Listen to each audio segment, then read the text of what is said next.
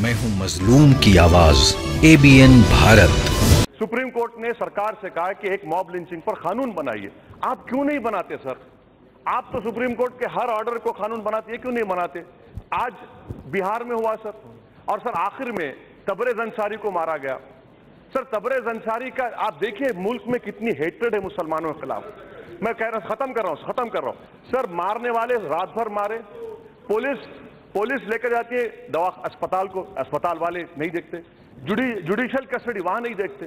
Sir जब संजीव भट्ट को 18 साल के बाद सजा हो सकती, हम उम्मीद करते कि झारखंड की सरकार भी उन तमाम पुलिस अफसर को, उन जुडिशियल अफसर सजा देगी मॉब लिंचिंग के खिलाफ कानून। लेकिन झारखंड में आज आपको हम इस जगह लेकर चलते हैं, सरायकेला खरसावां, जहां एक निर्मल हत्या, बेकसूर लोगों की हत्या की गई है। लोग जमशेदपुर से अपने फूफी के यहाँ से घर पर लौट रहे थे तकरीबन 8 बजे रात में, लेकिन धतकीडी के पास कुछ लोगों ने उनको पकड़कर को मॉब लिंचिंग के नाम पर, चोरी के नाम पर मारा जाता है। हमारे साथ मौजूद है मौलाना मसरूर आलम, उनके चचा जो हैं उनकी ज़ुबानी जानते हैं कि क्या पूरा मामला था और क्या मामला है।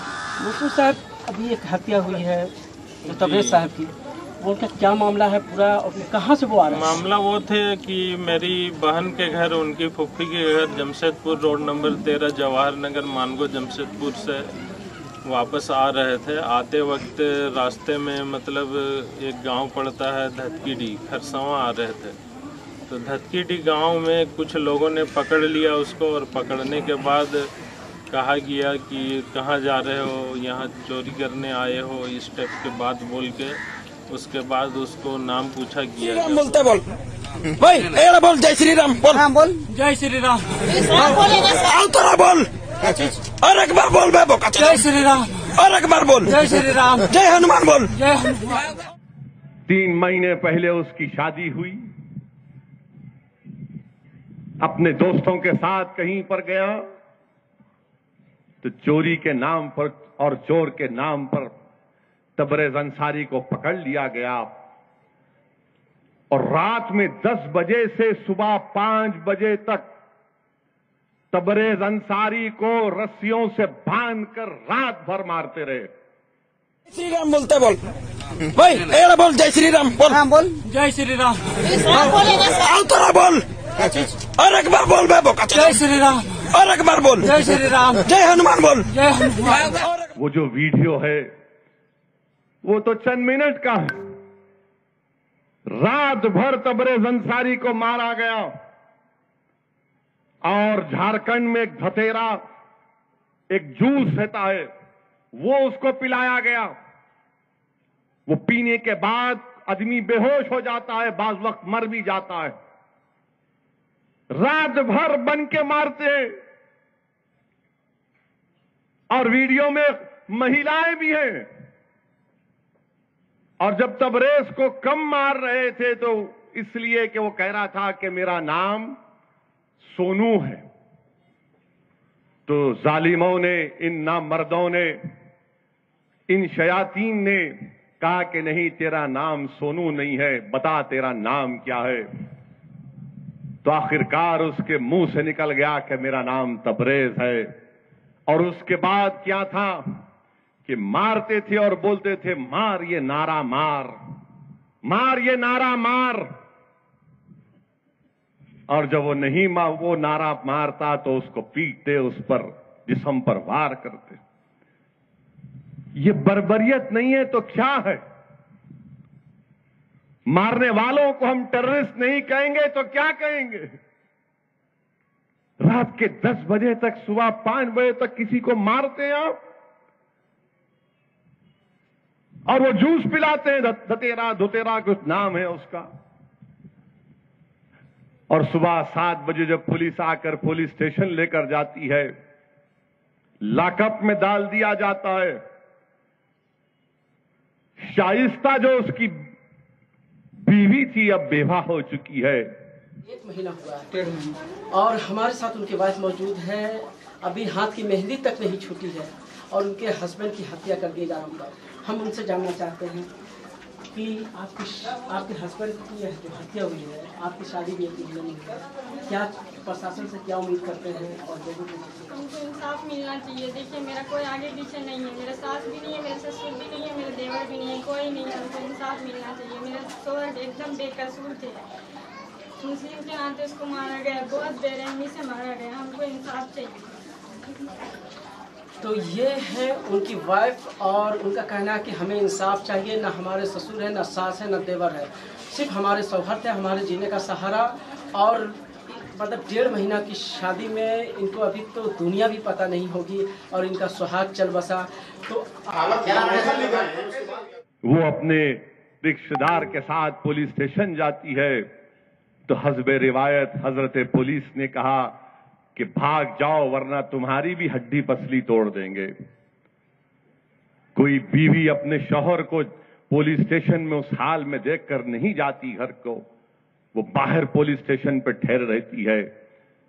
तबरेज की मां आती है और दोनों दोबारा पुलिस स्टेशन में जाते हैं तो ये सोनू मंडल जो रात भर पीट रहा था तबरेज को, वो पुलिस स्टेशन में घुसता है और घुसकर कहता है कि तू किस मिट्टी का बना है, तो अब तक जिंदा क्यों नहीं, मर क्यों नहीं गया।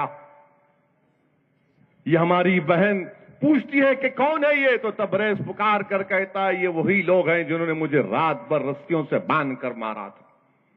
पुलिस कुछ नहीं करती, वो धमकी देकर चला जाता है और पुलिस उल्टा तबरेज के ऊपर चोरी का केस, हमारे मुकद्दर में लिखा हुआ है कि अगर चोरी का नहीं तो टेररिस्ट का केस डाल दो। दोनों बनता है मुसलमान के ऊपर। ये पैगाम, ये जहर भर दिया गया कि चोर नहीं तो टेररिस्ट है।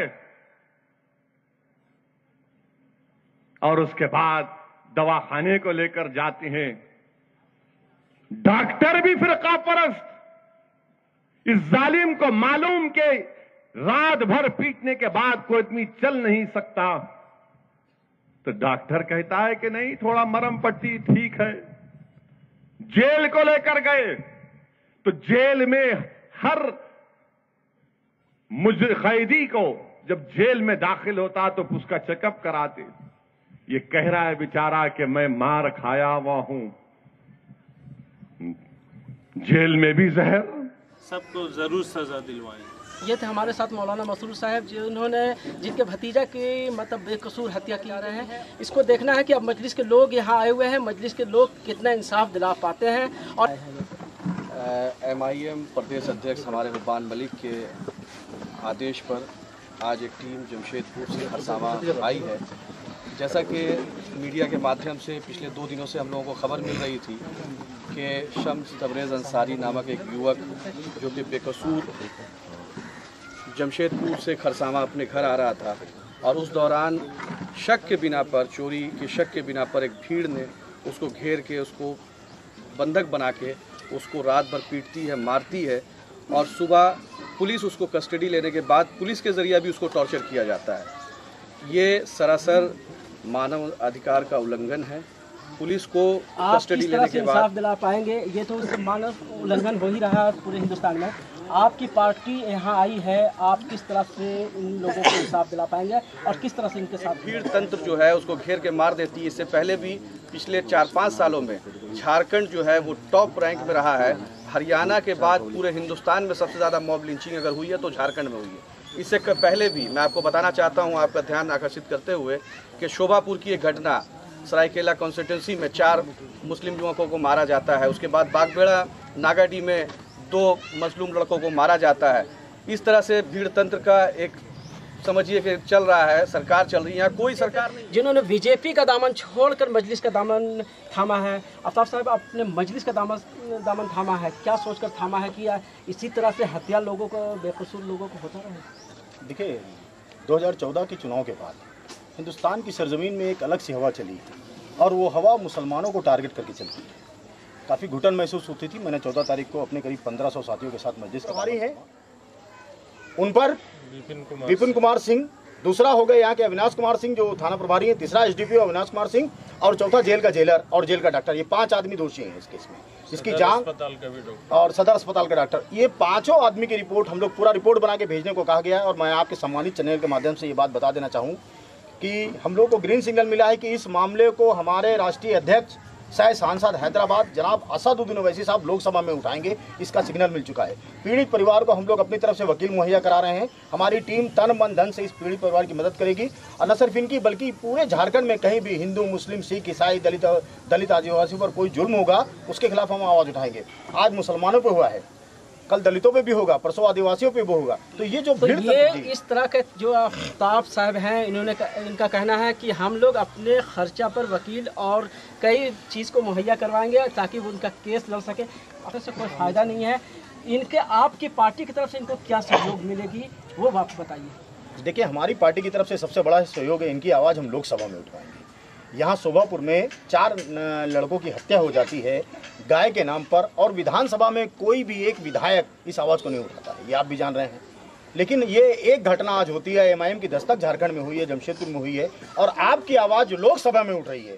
देश की सबसे बड़ी पंचायत में आपका मामला उठेगा और 2-4 हज़ार 5 हज़ार दे करके किसी का आप दर्द नहीं दूर कर सकते उसको इंसाफ दिला करके। और हमें पूरा यकीन है, असदुद्दीन ओवैसी पर कि असदुद्दीन ओवैसी इस तरह की आवाज़ जब लोकसभा में उठेगी तो पूरे देश में कहीं ना कहीं खलबली मचेगी। और असदुद्दीन ओवैसी की आवाज़ इतनी कमज़ोर आवाज़ नहीं है, आप भी जानते हैं, पूरा हिंदुस्तान को जानता है। तो हमारे लिए सबसे बड़ी बात है कि हमारे जो राष्ट्रीय सदर हैं उन्होंने ये बात खुद कही कि मैं इस मामले को लोकसभा में उठाऊंगा। ये इंसाफ की बहुत बड़ी जीत होगी और उन लोगों को, शासन प्रशासन के मन में भी भय बैठाना चालू है। ये भी भय बैठाना हमको है कि आप अगर किसी के साथ जुल्म ज्यादती करेंगे, आपके लोग उसको शिकार बनाएंगे, तो आपके केस और आप पर कानूनी कार्रवाई करने के लिए लोकसभा तक हम आपका पीछा नहीं छोड़ेंगे। इसी प्रकार की ताजा अपडेट तुरंत पाने के लिए हमारे YouTube चैनल को सब्सक्राइब कर बेल आइकन को प्रेस करना ना भूलें।